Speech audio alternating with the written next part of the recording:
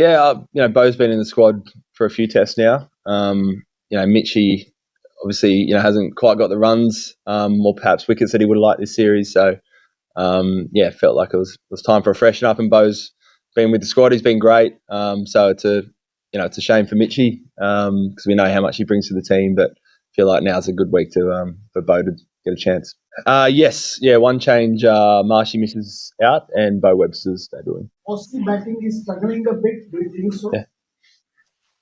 Oh, I think no doubt. There's times where we would have liked to score some more runs. That last game in Melbourne, would have liked to push that lead out to 400, 500, being in such a good position. But that's Test cricket. I think at times both teams bowled really well, made it really hard for the opposition batters. But I was second innings didn't work out last week, but I thought to get 450 or 470 that first innings was pretty impressive from our boys. It's obviously a tough conversation to have with Mitch as well. How did you take the news and what did you say? He totally understanding. I think his words were didn't not necessarily blindsided. He knows he hasn't scored the runs or wickets that he would have liked, so that makes you vulnerable.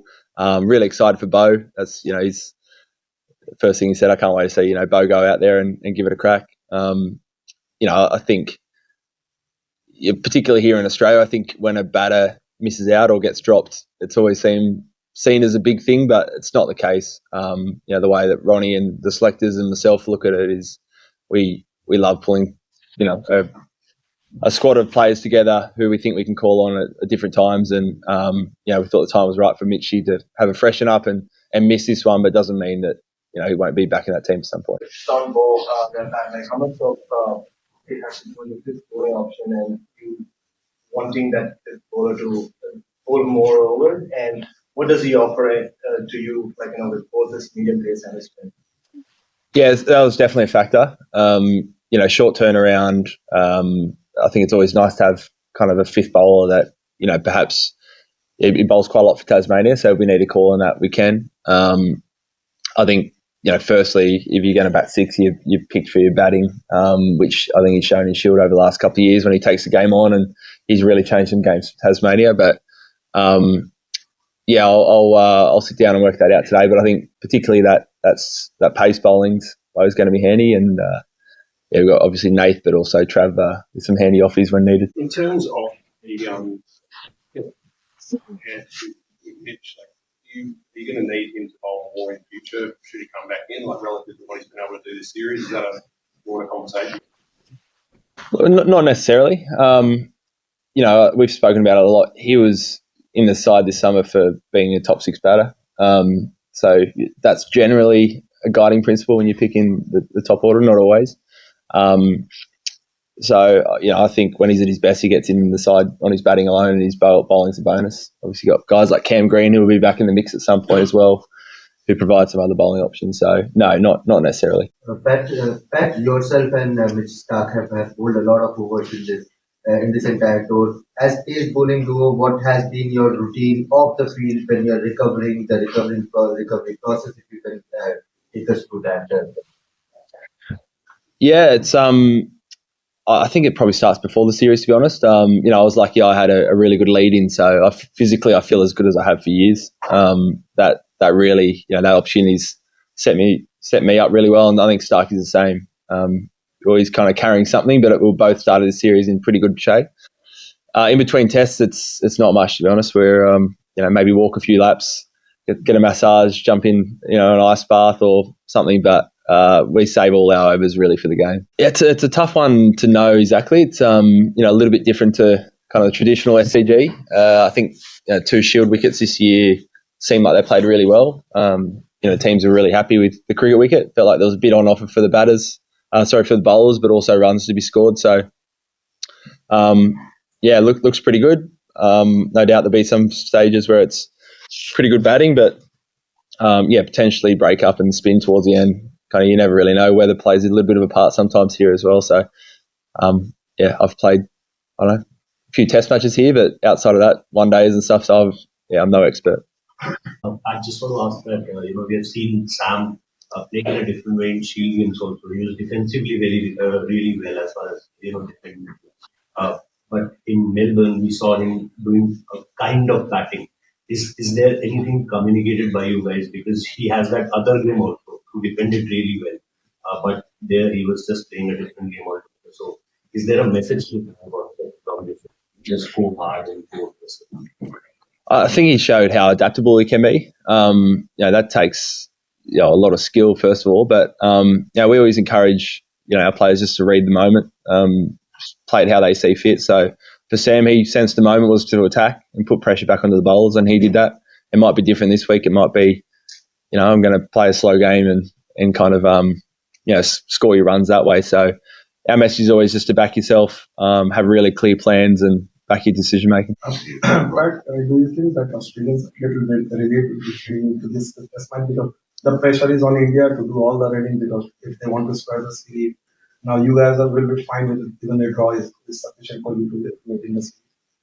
I mean, it's always the preferred position, but you go into every test match trying to win, so it's no doubt no different this week. But again, really happy with the last three test matches, how the boys have played. We've shown that for most of it, we've kind of been the front runner, and that's kind of the aim again this week is keep it up. I think this venue can be a little bit different, but I think traditionally you turn up, you bat no matter what. I think you're seeing more and more teams happy to bowl if they see a bit of grass on day one. You're not as worried about the back end day 4 or 5, because a lot of the games are happening a bit quicker. So a lot of the time you're turning up and wondering if you're going to take 10 wickets on that day, and if you think you are, you kind of play what's in front of you. I think it's a little bit different to what it has been, even me growing up. But you still get test matches like last week, which are go the full 5 days, and kind of that more traditional slow burn, which I think is just as enjoyable. Hi, Happy New Year from Mumbai. You are one of the batsmen from Aussies who is seen assured against Bumrah. So have you put some extra efforts to face him, or the IPL has helped you? I mean, last game it helped that I was at the non-strikers end. That certainly helped. He's there's no doubt he's bowling well at the moment. He's always tough. Hopefully by the time I come in, he's well into his late in the day, and he's bowled a fair bit, which makes it a little bit easier for me. But he's bowled well, so I've faced him quite a bit across the world in different formats, and but it always poses a challenge. Just two. One, the lead series 2-1 shaped the way you play the game, and of course when he might at all try to force us to win. Secondly, should Bo has been around domestic cricket for a long time, but how much have you been over the years, and what's he like? First of all, no, you're going thinking only about the win. Obviously, if the wicket or the weather or anything takes you in a different direction, then maybe. But that's really it's day 4, day 5 before you even consider anything like that. Bo, I haven't had a lot to do with Bo leading to this series. He joined the squad, I think it was after the first test. He's just been one of those star performers for Tasmania with a bat or bowl or in the field. He always seems to have a big impact. Quite aggressive, can change the game, like we've seen, Mitch Marsh or Trav Head or Alex Carey do in that middle order. And he's been great personality around the squad. Even day 5 there in Melbourne, he's itching to get on the field. It's going to be awesome to see him debut. I really love what he's brought to the squad so far. I don't know. It's probably not for me to kind of judge on. I'm in my own little bubble, so I've haven't noticed anything different from watching on TV or being out in the middle, really. I was just wondering, you've played with him for a long time. He's closing in on 100 tests, 400 wickets. What's his greatest attribute as a bowler, and how have you seen him sort of evolve from when you were a young player to? I'd say, personality-wise, just his resilience. He's bowled 145 kilometres for 15 years now, it seems like, and a lot of overs. And you just don't do that without always dealing with different niggles or setbacks. And he just grits his teeth and gets on with it. He's the one player who just refuses ever to talk about being rested or rotated. He just wants to go out there and play for Australia, even if he's had some quiet games in the past and people are out to get him or whatever. He's still just he just wants to turn up and play. So I just have huge admiration for him from that point of view. As a bowler, I think he's adapted a lot. Particularly in the last, say, 5 years, he's now got a wobble seam. He uses his bounces quite well. It's not just that get it full, try and swing and hit a front pad. He's got a lot of different strengths. He comes around the wicket to right-hander. So I think he's just really proactive. He knows his skill sets really well, and he's an absolute dream as a captain because you feel like you've got 5 different bowlers in one. Small last about your batting. A couple of years back, you had publicly said that the call between the T20 and the Test ongoing. So what did you do to change? And just not, you did a great knock in Ashes, the World Cup semi-final in India, and here, of course. So how important is batting for Pat Cummins, the captain? Yeah, it's something I've always put a lot of effort into.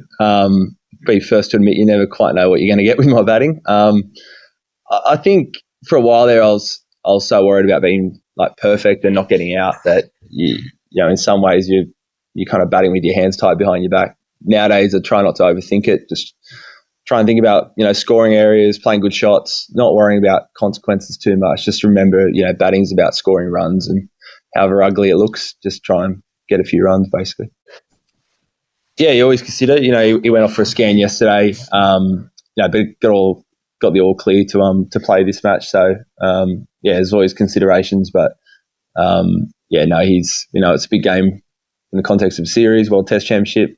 It's a home game, so he was never going to miss this one unless he absolutely had to.